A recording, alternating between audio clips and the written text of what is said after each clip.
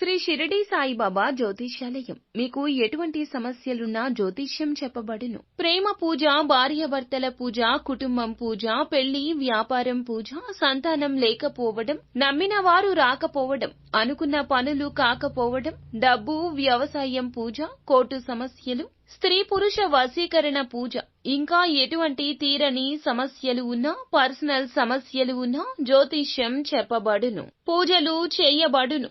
WhatsApp లేదా phone ద్వారా సంప్రదించండి. Phone number 9515466718. ఈ రోజున సాయంత్రం 6 గంటలు దాటాక ఈ వార్త మిమ్మల్ని వచ్చి చేరుకుంటుంది. ఏమిటి ఆ వార్త? ఏం జరగబోతుంది?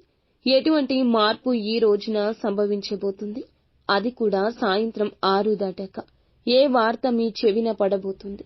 అన్ని వివరాలు ఒక్కొక్కటిగా ఈ వీడియోలో సవివరంగా తెలుసుకునే ప్రయత్నం చేద్దాము. వీడియో మీకు నచ్చితే తప్పకుండా ఒక చిన్న లైక్ అయితే చేసి మమ్మల్ని సపోర్ట్ చేయండి. ఇక ఆలస్యం లేకుండా వీడియోలోకి వచ్చేద్దాము. ఈ రోజున ఒక వ్యక్తి రాక మీకు ఏదో ఒక నెగటివ్ గా అనిపిస్తుంది. వారు అడుగు పెట్టబోతున్నారు. సాయంత్రం 6 గంటలు దాటాక మీ జీవితంలోకి వస్తారు. ఆ యొక్క వ్యక్తి మీ జీవితంలోకి రావడంతో చాలా వరకు కూడాను మీకు మానసిక ప్రశాంతత తొలగినట్లు అనిపిస్తూనే వారిని గుర్తిస్తారు. వారితో ఉన్న ప్రశాంతవంతమైన జీవితాన్ని మీకు అందజేస్తారు.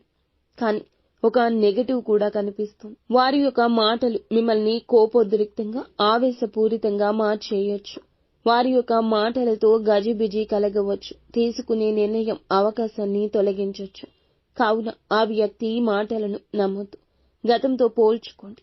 వారు వచ్చాక ఏం జరిగింది అనేది ఆలోచించండి. అలాగే వారు కొంతమంది మంచి వ్యక్తులను, మీ మీద అభిమానం ఉన్న వ్యక్తులను దూరం చేస్తున్నారు.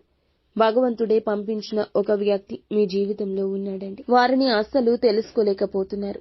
వారిని భగవంతుడే మీ జీవితంలోకి పంపిస్తున్నాడు.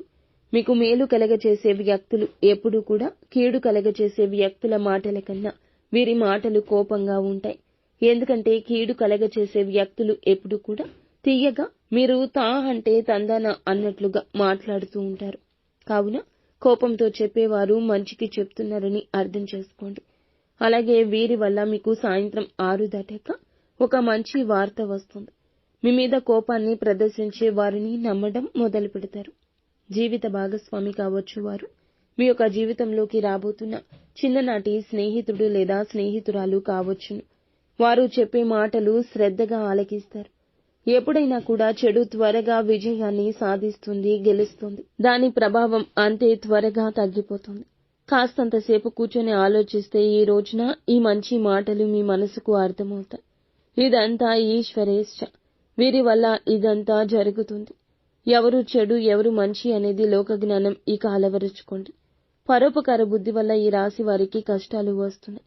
ఆపదలో ఎవరైనా ఉన్నారు అంటే వారిని మీరు కాపాడడం కోసం మిమ్మల్ని మీరు ఇబ్బంది పెట్టుకుంటున్నారు. వారు నమ్మక ద్రోహం చేస్తున్నారు. అలాంటి వారితో ఎలా మసులుకోవాలో ఈ విధంగా ఈ రోజున ఒక గురువులాగా మీ జీవితంలో వీరు మారబోతున్నారు. ఒక గురువులాగా మీ జీవితంలోకి వస్తారు. అనుకోకుండా వారి మాటలు మీ మనసుకు హత్తుకుంటాయి. జీవిత భాగస్వామి కోసం ఈ రోజు సమయం కేటాయించండి. మీరు మామూలుగా చెప్తే పట్టించుకోరు, చెవిన కూడా పెట్టరు. ఎందుకంటే నాయకత్వ లక్షణం ఎక్కువ. ఎవరైనా ఏదైనా చెప్తే అర్థం చేసుకోకుండా అపార్థం చేసుకుంటారు. అయితే మీలో ఈ మార్పు ఆమె కలగచేస్తుంది.